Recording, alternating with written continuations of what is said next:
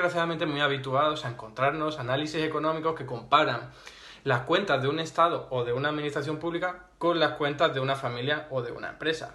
Muchos economistas, analistas, gobernantes, incluso presidentes del gobierno han dicho en alguna ocasión que si una familia no puede gastar más de lo que ingresa de forma indefinida, tampoco lo puede hacer el Estado. Esto es algo que se repite, es un mantra muy utilizado sobre todo para clamar por la reducción de gasto público y aumento de los ingresos públicos a través de aumentos de impuestos. ¿Cómo puede estar el Estado en números rojos durante tanto tiempo si eso no lo puede hacer una empresa ni una familia? Es una idea muy intuitiva, porque a simple vista puede parecer lógico que las cuentas de una empresa, de una familia, funcionen igual que las cuentas de un Estado o una administración pública. Sin embargo, es una comparación absolutamente falaz y errónea, porque el funcionamiento de las cuentas no tiene nada que ver en función de si lo hace un Estado o si lo hace una empresa o una familia. Afortunadamente también es fácil explicar por qué la intuición falla en este caso, y eso es lo que vamos a hacer en este vídeo. Lo primero que hay que tener en cuenta es que el tamaño y potencial del Estado es muy superior al de cualquier empresa o cualquier familia. Que una empresa, que una familia quiera ahorrar o quiera gastar un poco más apenas tiene impacto sobre la economía, mientras que esas decisiones realizadas por el Estado sí tienen bastante impacto en la economía. Por ejemplo, ¿cómo una persona normal y corriente como tú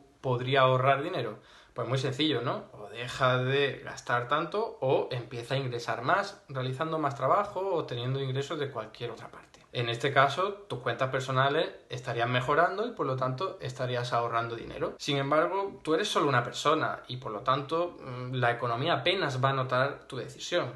Quizás el restaurante o la tienda a la que dejas de ir va a tener menos ingresos, pero desde luego no va a echar el cierre ni va a despedir a trabajadores por eso. Porque tu economía es muy pequeña en comparación con toda la economía y tu capacidad de influencia es muy reducida. Lo mismo ocurre con una empresa, aunque evidentemente una empresa ejerce un impacto mayor sobre la economía que el que ejerce una persona cualquiera. En cualquier caso, ni siquiera la empresa más grande del mundo puede afectar significativamente a la economía cuando quiere ahorrar o cuando decide gastar más. Pero esto es muy diferente en el caso del sector público, que si quiere ahorrar puede hacer lo mismo, o gastar menos o ingresar más. Pero la diferencia clave es que el Estado abarca muchísimos ámbitos de la economía y cuando realiza una de estas acciones afecta a millones de personas. Si decide pagar menos, por ejemplo, en sueldos públicos a los funcionarios, a los empleados públicos o pagar menos pensiones, está afectando al mismo tiempo a millones de personas que verían reducidos sus ingresos. Y si quiere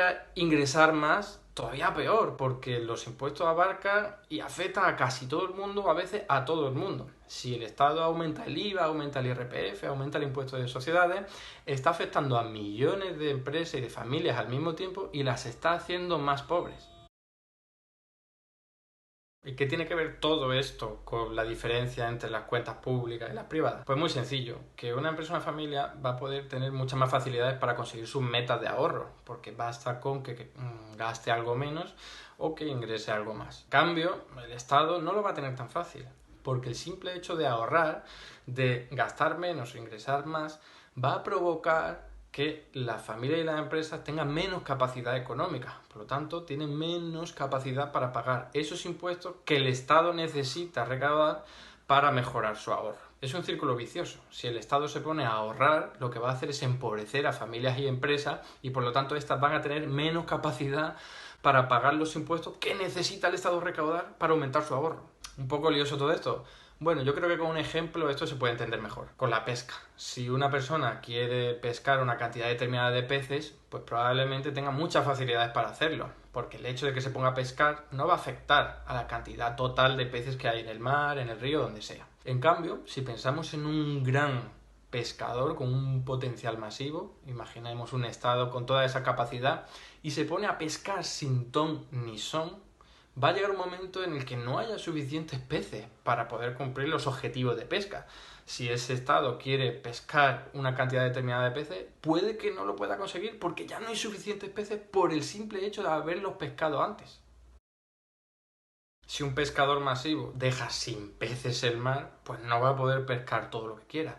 Lo mismo ocurre con un Estado. Si un Estado deja sin ahorro, sin dinero a empresas y familias, luego no va a poder recaudar todo lo que quiera, porque simplemente ha dejado sin ahorros a esa gente. Ha dejado sin peces el mar. Por eso una empresa y una familia sí puede más o menos controlar cuánto pueden ahorrar, Pero un Estado no tiene esas facilidades porque el simple hecho de ponerse a ahorrar va a perjudicar la cantidad de dinero que luego puede recaudar para lograr sus objetivos de ahorro. Ahora vamos con el segundo motivo que nos lleva a entender por qué las cuentas públicas no son comparables a las cuentas privadas. Y es que el dinero es una institución pública, no privada. El dinero es un invento del sector público a través de sus bancos centrales. Es verdad que los bancos privados crean dinero, pero este dinero es oficial, en nuestro caso euros, y siempre lo hacen bajo la supervisión, el control y el permiso de las autoridades públicas. Por lo tanto, el Estado tiene capacidad de crear dinero y, en consecuencia, de gastar más de lo que ingresa. Esto es muy sencillo de entender. Si el Estado tiene 5 euros, pero quiere gastar 6, basta con crear 1 euro más. Esto es algo que no lo pueden hacer las empresas y la familia, salvo que sea de forma ilegal a través de la falsificación de dinero o a no ser que atraquen la Casa de la Moneda y Timbre y se pongan a crear dinero. Pero eso tiene consecuencias penales. La empresa y la familia tienen primero que obtener dinero para poder gastarlo. Sin embargo, el Estado no. Y esto cambia absolutamente las cosas. El Estado puede gastar dinero sin haberlo obtenido antes porque lo puede crear.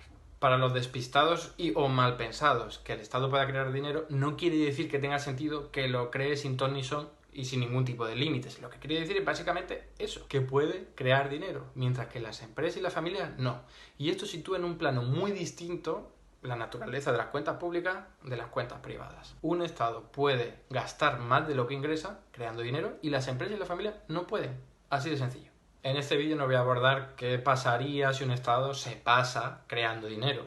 Aquí solo me limito a señalar una obviedad, y es que las cuentas públicas no son comparables a las cuentas privadas. Por lo tanto, cuando os encontréis algún analista, gobernante, incluso presidente del gobierno diciendo que las cuentas de un Estado son como las de una familia o una empresa, sed conscientes de que está diciendo una barbaridad. Es absolutamente falso. Las cuentas de un Estado no tienen nada que ver con las cuentas de una empresa o de una familia.